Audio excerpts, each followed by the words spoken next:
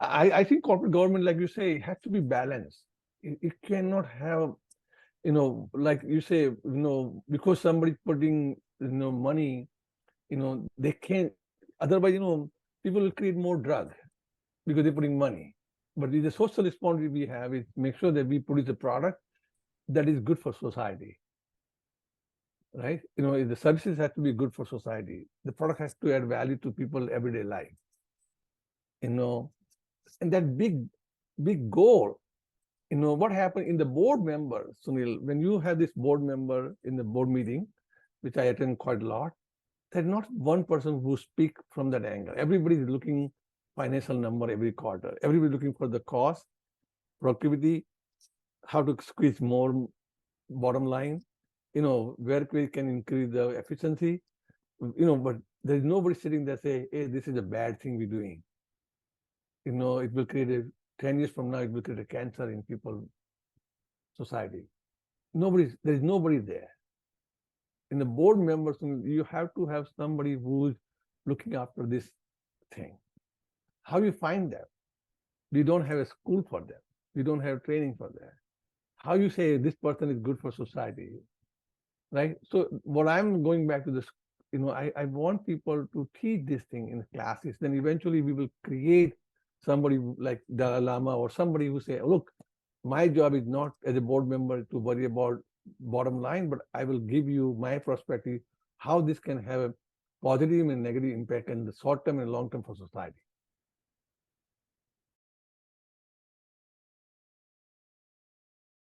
I think like like anything else, Sunil, in because in corporate world, everything is so well defined template, right? You follow and you achieve the goal milestone, whatever the board member set up, and you achieve those goals, you call good governance, right? But there is no, I personally believe that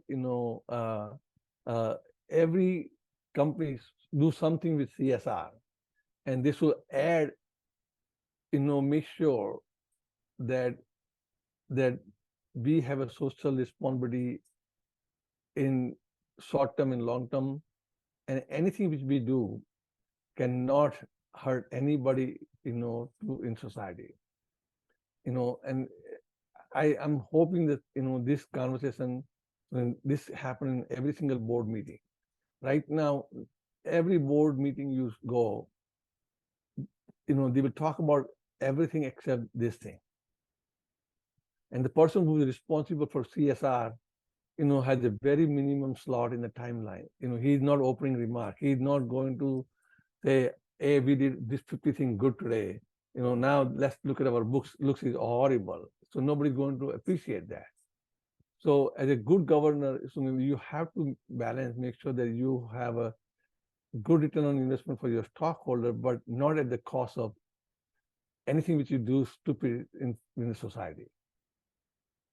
Don't produce the product or services that can damage and hurt people's life or value. In everyday life, you see the bad governing happening every day. The guy who stole the money from you or guy who sell a drug, they're all governor. This is what the decision they decide. But in corporate world, what I have, some that greediness and the ego. You can see right now, in a lot of the, because in a board meeting, a lot of the, ego plays very critical roles. Because I say that, because I'm a CEO, or because I'm investors, and they go and, crush the whole conversation. So the ego is there. The bad governor, I don't want to call bad, but one has to be mindful about this characteristic ego. Make sure that they'll have a listening skill so that they can hear everybody's point of view and not their own ego. And this can damage. I have seen in a small scale, a lot of the business, good ideas are crushed because the person who's in charge has the ego. Yeah, so I think successful, because I don't want to consider success is only with the bottom line. My success is I want to make sure that any company we do something, run the business, they have to be successful for the stockholder, and then they have to be successful for their employees and then their customers. If they are only successful in the bottom line, then it's not a success. It's only 30%. Okay, other 70% is your employees and your customers. You have to have balancing act. You have to make sure that you put together matrix on all dimensions, and you measure all of them, and make sure there is a people who are responsible for collecting and building the matrix with the proper ceiling, that if you achieve certain milestone, then you call success in this space. That employee satisfaction, employee growth, this is a very important parameter. If the employee don't grow and only the business grow, this happens in India in every single household. Every household run by a woman in their house, they don't want to give extra money to the server. They don't see how they can get out of the poverty. They don't see that. They say, I hire you for 10 rupees, whatever it is. For last 6 years, she's paying the same money. You're not giving them living standards. She doesn't realize that when she comes to your home for working, she's putting more money on a gas or bus or whatever. But we have no system. So I want to make sure that it's a 3 level, your board investors, employees, and your customers. All of them get the proper return on the value. If somebody, want to create, good footprint, they have to have somebody who's going to look this whole thing. And I tell you, Bhavu had that characteristic. Bhavu remind me that angle. All the time when I was with him in Harvard Business School for a couple of hours or maybe 2 days, he always, on the sidebar, he talk about this kind of thing. Make sure you have people who have this kind of thinking, that they worry about, in a society, they worry about doing the right thing, leaving the place better than what his tagline is that, leaving the place better than what you came with that. And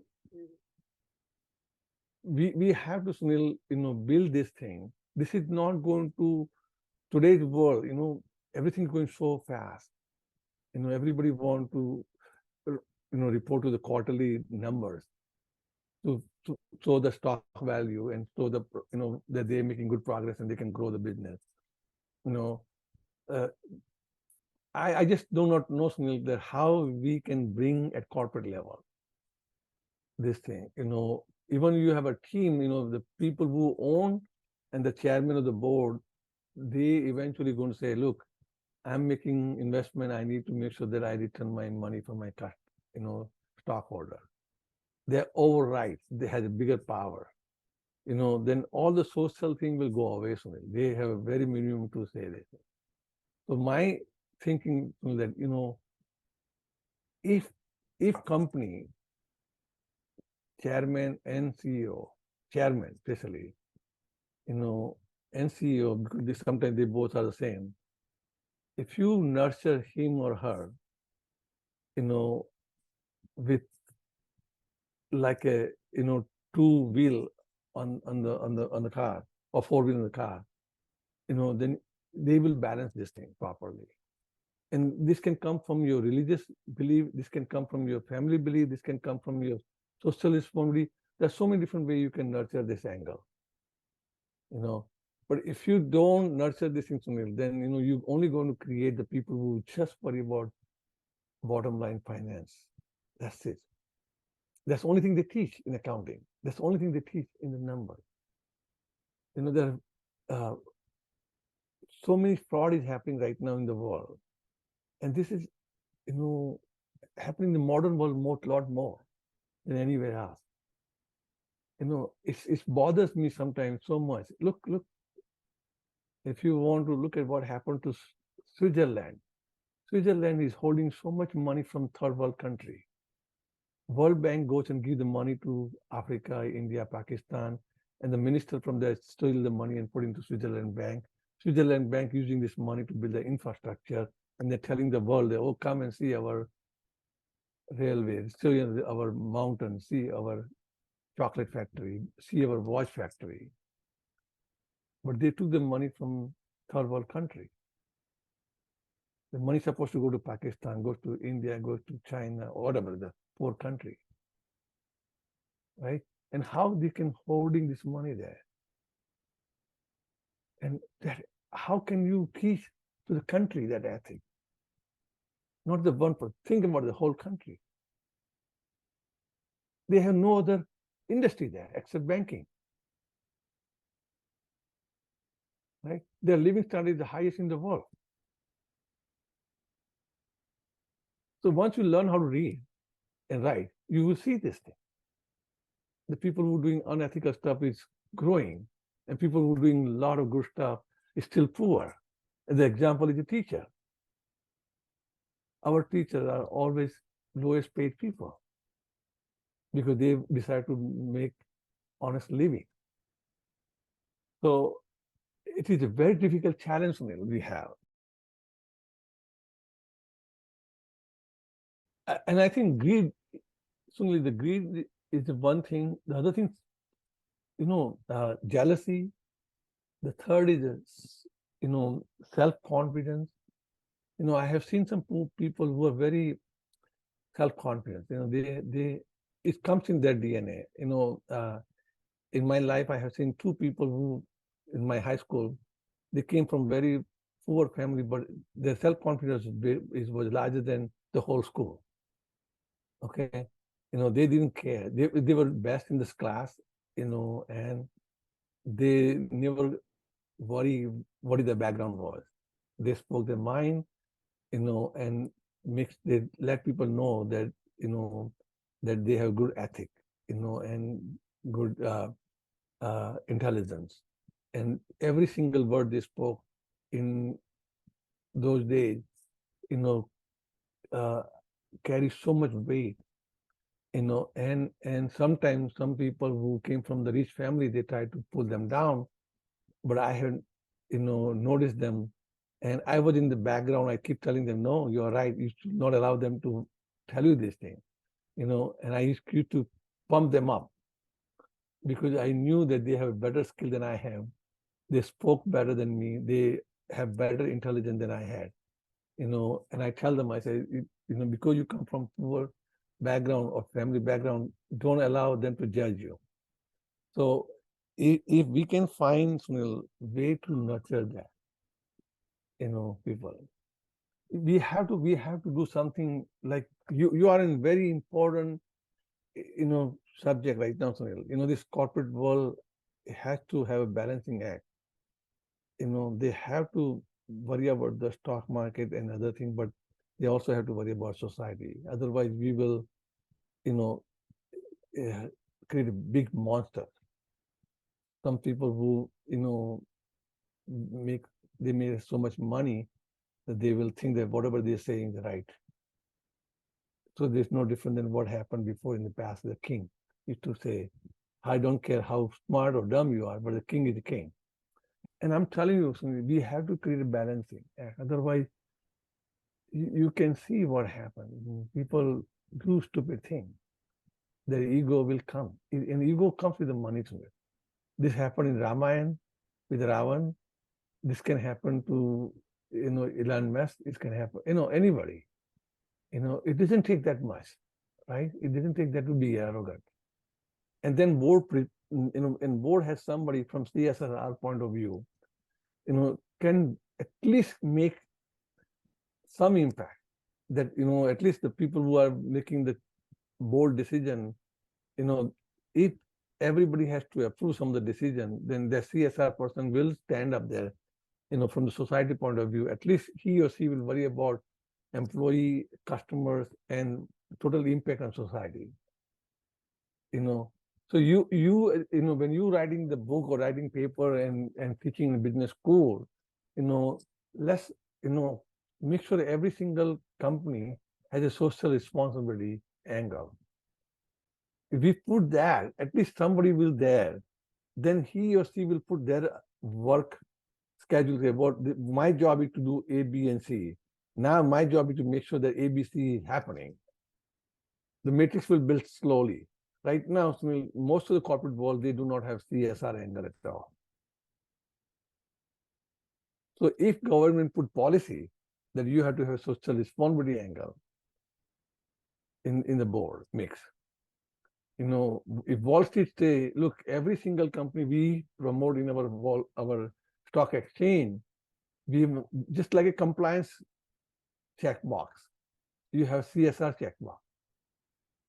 Now you also attach to CSR person that you also have to have some milestone, some matrix there. Your job is not just to be face only, you have to have some accountability there. Right?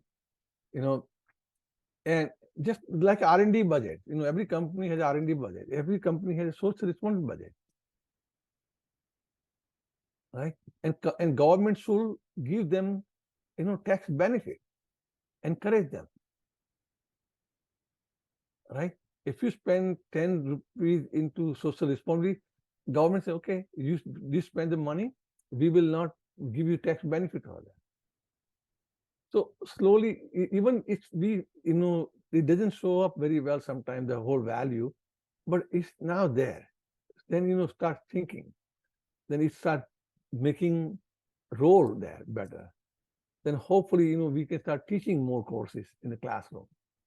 That this is the important aspect of the business. Just like, marketing became important, right? Marketing, it came last 50 years, 100 years. Nobody was marketing before, right? So my farmer or the merchant in grocery guy comes to my house, he's marketing, he's making, hey, I'm here. Do you want potato? You want bagan? Do you want, dhania? What do you want? That's marketing. So we now teaching officially courses now, accounting, we're teaching marketing, we're teaching sales. So why don't we add this kind of, courses in our school, and from very early stage, because so that somebody say, okay, I want to be director of CSR, and it has to happen from otherwise, everybody will get so greedy. Money, there is no end. There is no end. You can see, people are just, more and more money people have. Like you said, 2% people control the world, 98% wealth. So how is it different than king used to be in my village? He used to control 98% of my village. You know what I'm saying, right? So we have gone from there to the world level, right? Right? I think if you can get out of your study CSR to be in every single high school, college, and university in a business school, ethic, whatever way you want to, you can have a training, you can have a lab, you have a conference call, or seminar, whatever way you can bring this thing together.